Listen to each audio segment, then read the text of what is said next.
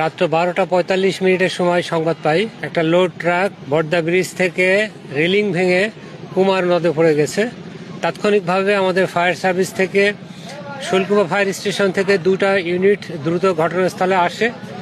এসে আমরা দেখতে পাই ঘটনার সত্যতা যে হ্যাঁ সঠিক, যে এখানে একটি ডাল বোঝাই ট্রাক এমন একটা পরিস্থিতিতে ট্রাকটা পড়েছে যে সেখানে উপর থেকে পড়ে দুমড়ে মুচড়ে গিয়েছে। একটা জটিল পরিস্থিতি ছিল।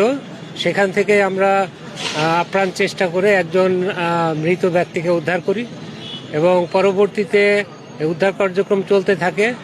সকালে জাস্ট আমরা আরেকটা লাশ উদ্ধার করা হয়েছে, যেটা হচ্ছে পুলিশের র্যাকার এসছে, নিচ থেকে ট্রাকটা উদ্ধার করা হচ্ছে। একই সাথে আমরা সার্চ করছি যে আর কোনো লাশ সেখানে আছে কিনা।